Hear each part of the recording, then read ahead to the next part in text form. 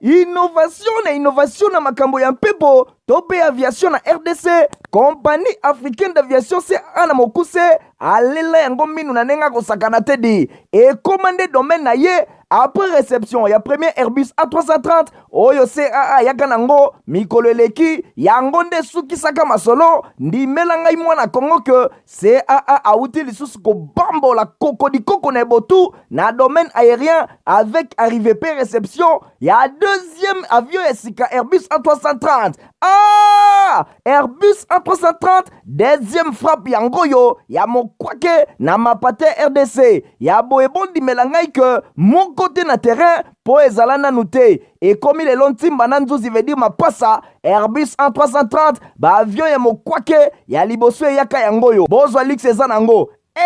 neti soki o matio kitana ote po confort nango eza na ba angle nyonso kobanda na bakiti na couloir na first class na classe économique et bongo bozo ya mibale yango yo nyonso eza na excellence pe noblesse moko hors pair boye bape bosimba que Airbus A330 eza ba marque ba avion oyo bomodaka na international ba compagnie aérienne de renom pe crédible nde basalelaka yango bokokuta yango na bamboka lokola Allemagne veut dire na Machaft pe ba pays européen belé kutu batu ya bafaire pe mingi ya minene na monde mingi basalelaka yango pona kitoko pe bopeto na luxe na yango surtout mécanisme ya sécurité eza nango chaque siège ndenge kaka boza komona eza na mwa mini télé oyo kotalela ba film ennui, fatigue, okotika la koyoka yango te USB na pointe pour na chargement ba téléphone tope ba utilité mosusu Airbus A330 ya mibale ya CAA et combien eza na deux classes first class pour na bino ba grand monsieur na ba grande dame pe ba personnalité misusu ebele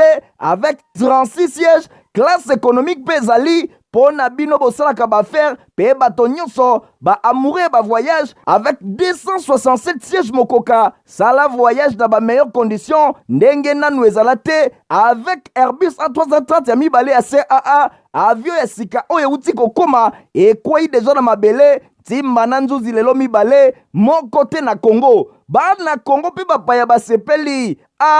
oui CAA mfumu na ba innovation deuxième avion Airbus A330 yango ekomi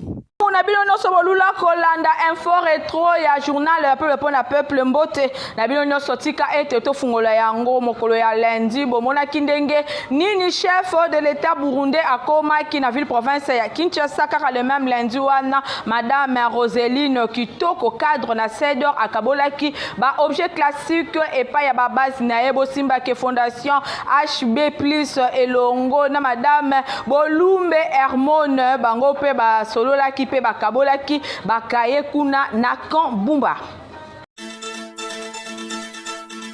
Ayambamaki na aéroport international ya Njili et pas ya premier ministre Jean-Michel Sama Lukonde, chef de l'état burundais, adinaki na même soirée na palais présidentiel ya Mongaliema avant séance de travail officielle ya lundi 28 août na palais de la nation. Nde na suka ya masolo, ba chef d'état mibale ba kosia la point de presse ensemble pour na kolobela makambo ya coopération pambate bokutani oyo et salemi quelques semaines après dernier sommet à communauté de l'Afrique de l'Est et AC na mokuse oyo ezalaki organisé na Bujumbura capitale ya Burundi. Bosimbake président burundais aza na tête ya EAC depuis juillet 2022 pe président Ndayishimiye aza impliqué na processus ya paix ya Nairobi pona kozongisa kimia pe stabilité na est ya République démocratique du Congo. Bosimbake Burundi azo participer na plus de 1000 hommes oyo baza engagé na kati ya force régionale ya EAC pona ko combattre ba troupes terroristes ya M23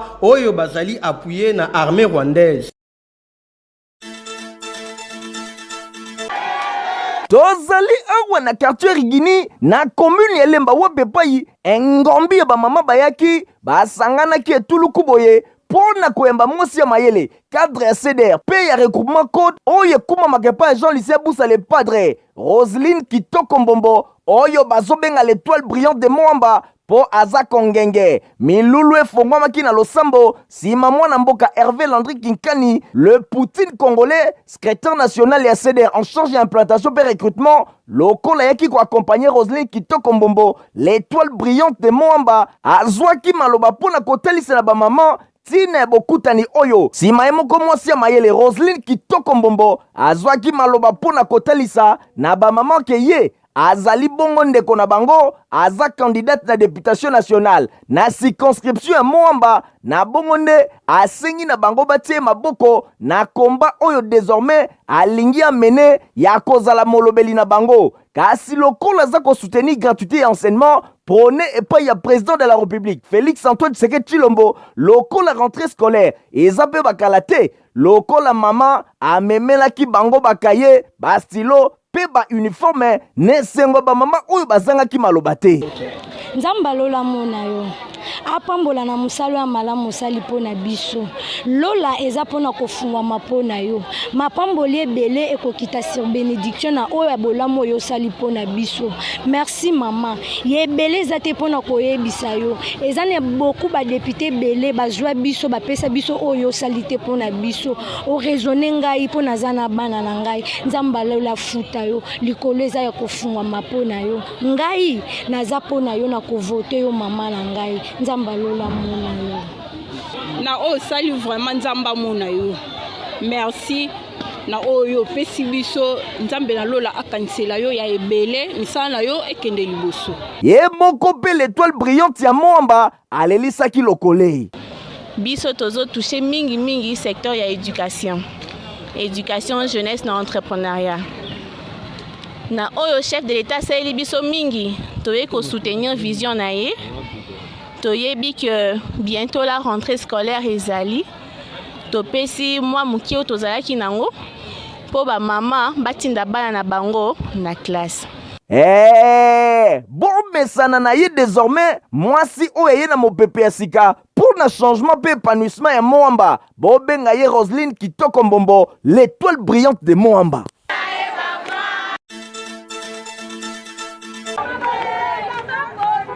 Weekend eyindaki na ndenge ya kosakana te na Kambumba na commune ya Lemba. Botala bino moko mobilisation totale ezali nani Madame Bolumbe Hermon oyo azali initiatrice ya fondation HB+ Global Social Protection. Botala bino moko ndenge bayambaki ye bamemi na chipo iti na Kambumba asangisaki bana ba militaire pe ba policier elongo na basi na bango awa na Kambumba basangani kankabila pe Kambumba pona koyamba ye mbala moko akotaki na salle.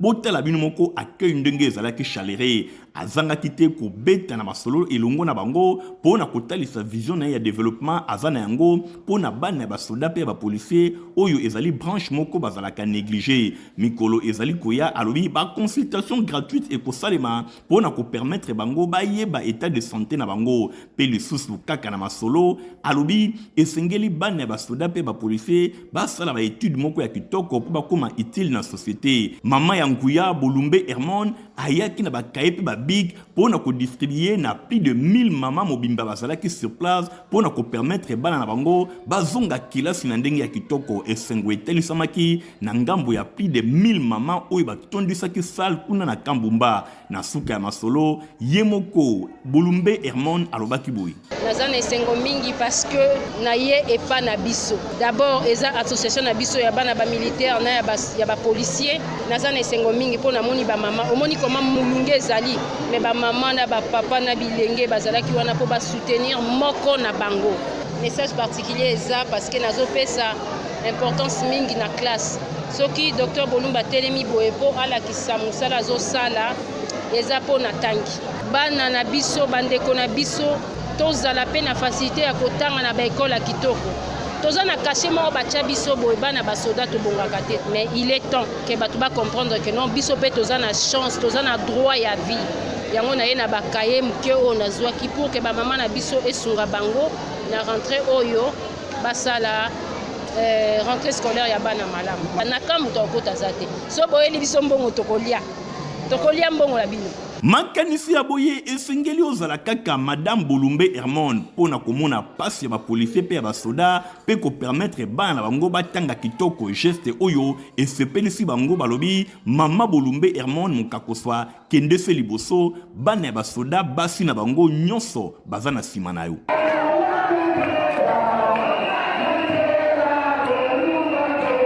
mokolo ya mardi nde totalisaki bino ndenge président Félix Antoine Tshisekedi Tshilombo azalaki na séance de travail na président Burundi boyebake président ya Assemblée nationale Christophe Mboso abetaki masolo na Bruxelles na président ya chambre de représentants belge bosimba pe lisusu ke président ya CENI Denis Kadima asololaki na ancien vice-président ya CENI Norbert Basengezi bolanda détail.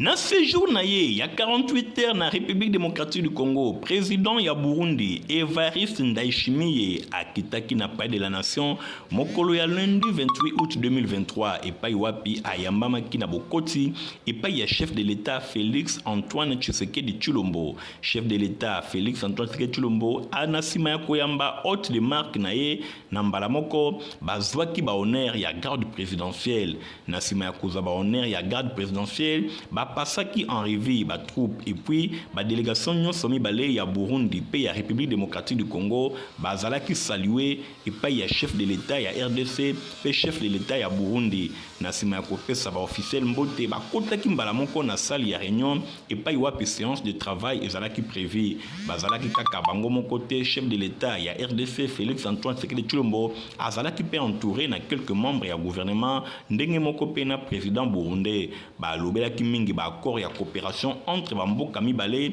et sengeli kobatela ba frontière entre deux pays oyo pe ko renforcer coopération mon côté abosani ke Burundi azali pe na communauté ya Afrique de l'Est ndenge moko pe na République démocratique du Congo Burundi azali vraiment impliqué na conflit oyo ezali konyokola est ya RDC na tina wana Evariste Ndayishimiye oyo auti kozwa bâton ya commandement ya EAC azali vraiment kosala makasi pona koluka ndenge nini kimia ezonga na RDC ba accord ya coopération ezalaki pe signé entre vice-premier ministre ya défense ya RDC Jean-Pierre Bemba elongona homologue na ya Burundi ndenge kaka bozali komona bilili boye nyonso esukaki na point de presse commun oyo ezalaki animé entre chef de l'État ya RDC pe chef de l'État ya Burundi Evariste Ndayishimiye na masolo oyo nde abuklaki séance de travail na yeto visite officielle ya 48 heures na République démocratique du Congo. Président de la Commission électorale nationale indépendante, Denis Kadima Kazadi, abetaki masolona Norbert Basengezi, Katintima, ancien vice-président de la centrale électorale, Oyo Aouti Kozala Eli, président du ministère des laïcs protestants Milapro Namokuse, Ye Atalisaki Ba sentiment naye pour le processus électoral, apprécié par effort considérable, Oyo et Salemi pour le préparatif et l'élection le 20 décembre 2023. Otia, président ya CENI, Monamboka, Norbert Basengezi, Katintima, atalisaki ke mosala ezali vraiment kosalema bosimba ke otia centrale électorale oyo azalaki pe président ya Alliance des nationalistes pour le Congo émergent ANC na Mokuse, parti politique centriste membre ya Union sacrée bosimba ke Norbert Basengezi alobi baye elongo na délégation ya SCC ministère des laïcs protestants ezali bongo 3 semaines et uti koleka pona oyo etali niveau ya Milapro bango baye pona koloba na président ya CENI ke ministère de laïcs protestants bazali ko encadrer 49% ya population ya République démocratique du Congo oyo bazali électeurs pour la plupart na bango esengeli ba collaborer bazana besoin éducation civique et électorale ya population oyo bazali ba sensibilisateur ya relais bazana besoin ko communiquer longo na CENI pour être CENI ezali ba école ba centre de santé en collaboration na ba église centrale électorale esengeli a renforcer na tina wana bazali ko tala mingi scrutin oyo e ko salema na décembre na République démocratique du Congo pe scrutin présidentiel ndenge ndenge ezali kobongama boye wana ezali principe ya sens ya commande ndenge ancien premier vice-président ya centrale électorale alobi bazali kotala makambo ndenge ezali kotambola kasi afélicité seni pamba te biloko ebele esalemi oyo bato ebele bakanaki te esengeli koaméliorer ezali démarche oyo bango bazali kosala ezali vraiment démarche moko logique ndenge Norbert Basengezi atalisaki avant koloba ke banyonso baleka na seni bacritique ezalaki ya ndenge na ndenge kasi oyo pe bazali basente mais mosala oyo esalemi esengeli kokumisa bango na délai oyo esalemi.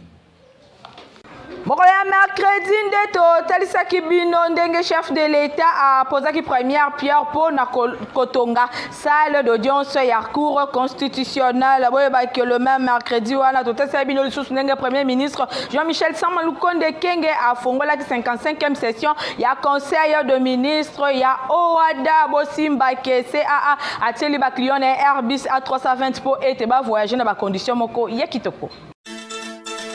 Chef de l'État alingi apesa na haute instance judiciaire ya mboka na biso bespace ya mosala ou eko permettre bango basala mosala ndenge ya malamu surtout mission ya ba juge constitutionnel misala ou ezali financé na gouvernement ya République démocratique du Congo 65% pe na appui financier ya programme ya ba Nations Unies pour le développement 35% yango eko dire entre 8 et 10 mois ezali situé na croisement ya baveni Kauka pe Kalume na quartier royal na commune ya Gombe édifice oyo ekozala na rez-de-chaussée ekozala na mazanune pe ekozala na grande salle ya baaudience babureau pe bespace ebele ya mosala oyo ezali réparti na 4 étages ekozala pe na forme pyramidale oyo ezali inspiré na volcan ya Nyiragongo na kondima architecture oyo ezali bongo koluka kovaloriser volcan ya République démocratique du Congo pe kotia en exergue caractère exceptionnel ya ba décision oyo ezwamaka na cour constitutionnelle ndenge architecte abakisai koloba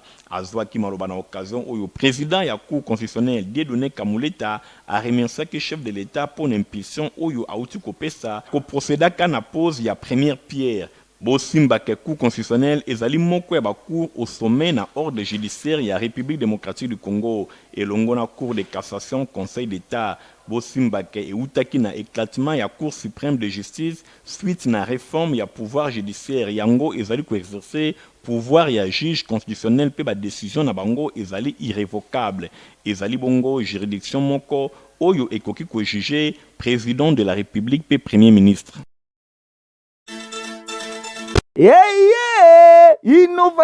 Innovation na makambo ya mpepo tope aviation na RDC compagnie africaine d'aviation CA na mokuse alela yango minu na nenga kosakana tedi et commandé domaine na ye après réception ya premier Airbus A330 oyo CAA yaka nango mikolo eleki yango nde sukisaka masolo ndimela ngai mwana Kongo ke CAA auti lisusu kobambola kokodikoko na ebotu na domaine aérien avec arrivée pe réception ya deuxième avion ya sika Airbus A330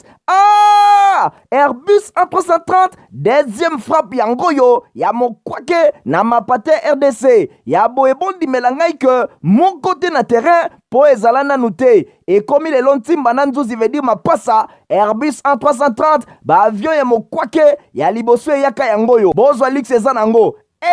neti soki omatio kita na ote po confort nango eza na ba angle nyonso kobana na bakiti na couloir na first class na classe économique et bongo bozo ya mibale yango yo nyonso eza na excellence pe noblesse moko hors pair boyeba pe bosimba ke Airbus A330 eza ba marque ba avion oyo bomodaka na international ba compagnie aérienne de renom pe crédible nde basalelaka yango bokokuta yango na bamboka lokola Allemagne veut dire na Machaft pe ba pays européen ebele kutu batu ya baaffaire pe mingi ya minene na monde mingi basalelaka yango po na kitoko pe bopeto na luxe na yango surtout mécanisme ya sécurité eza nango chaque siège ndenge kaka boza komona eza na mwa mini télé oyo kotalela bafilme ennui, fatigue, okotika la koyoka yango te USB na pointe pour na chargement ba téléphone tope ba utilité mosusu Airbus A330 ya mibale ya CAA ekomi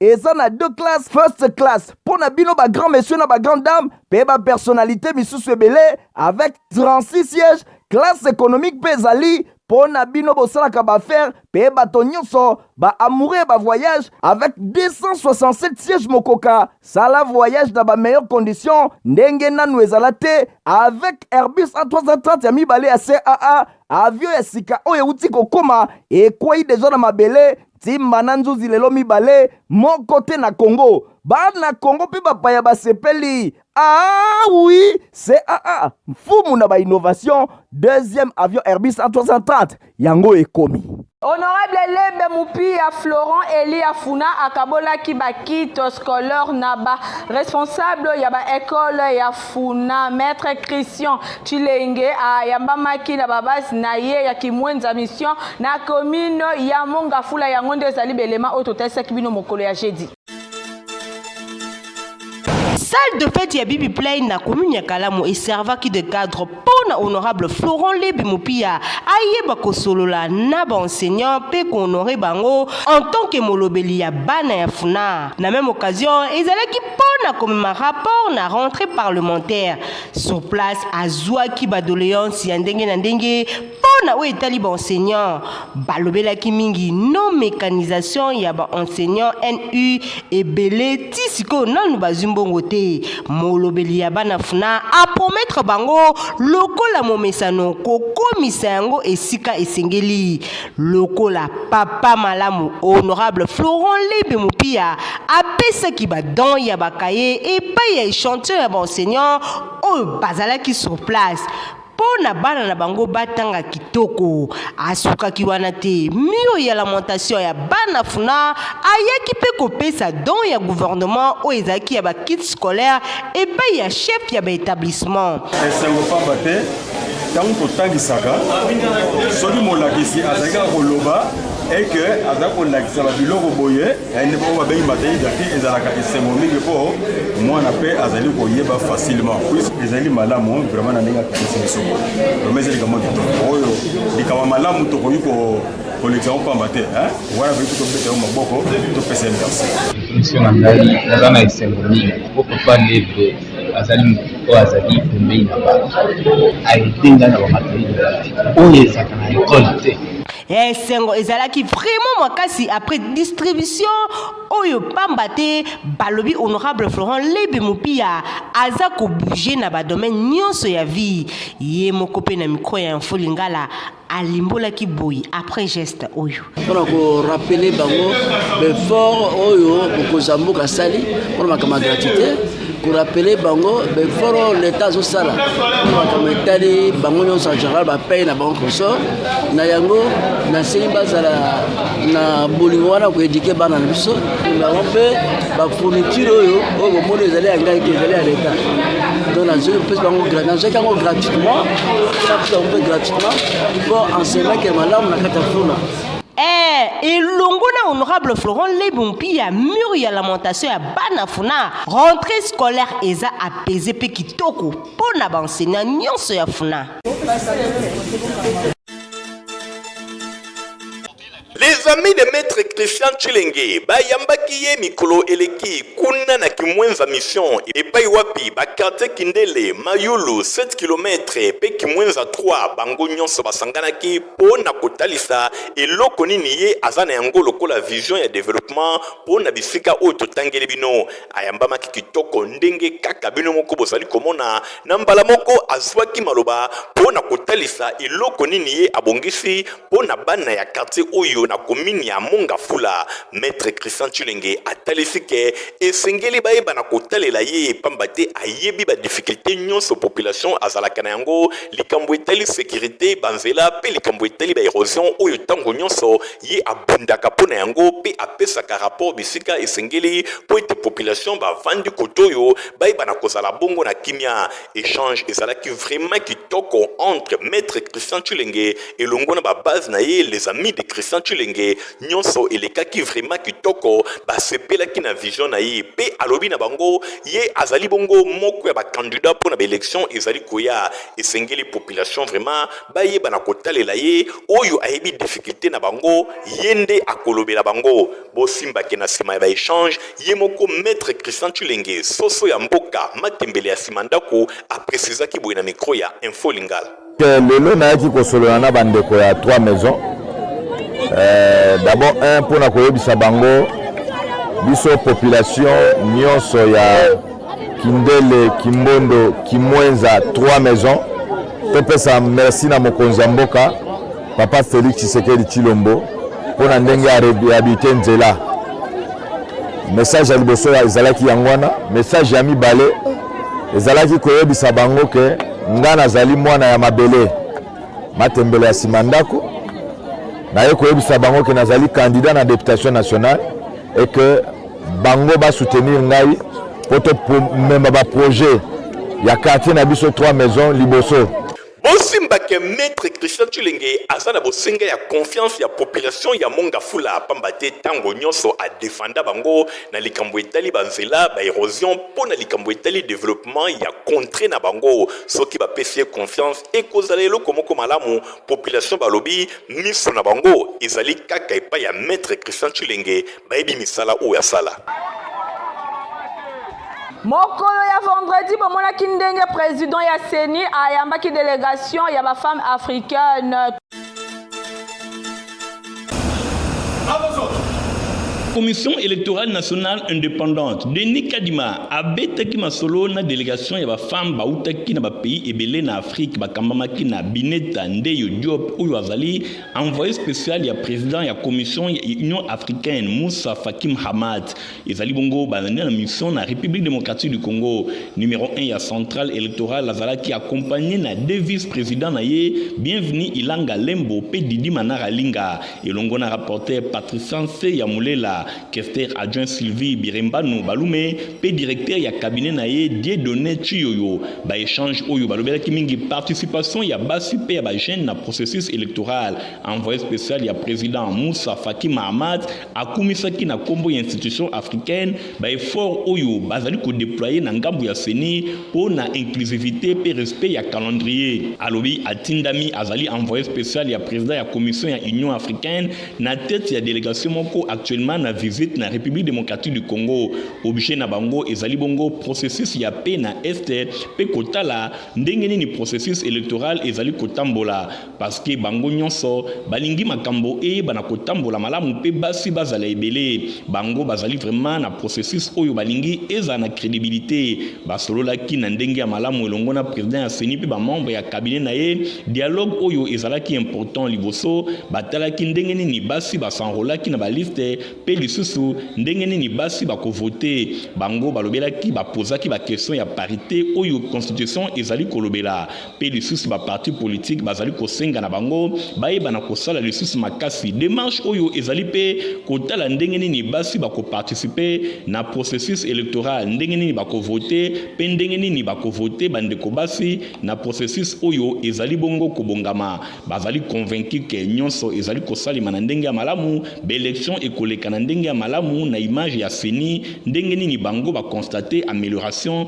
pe mosala ezali vraiment remarquable communication pe ba prévention nyonso ezali kosalema ndenge Bineta Ndeye Diop atalisaki avant alobaki ba matériel nyonso pe ezali bongo ko s'apprêter po ete makambo eyeba na koleka na ndenge ya malamu ba observer que ba proposition nyonso na ba élection oyo elekaki basi ba ko jouer rôle moko très important na ndenge bango batalisi. Bososoli ke info rétro ya journal ya peuple pour la peuple yango yo ekomi na suka bandeko botika malamu ngala bino tukutani mikolo ezali koya kimia na kolesi o mabota mabino.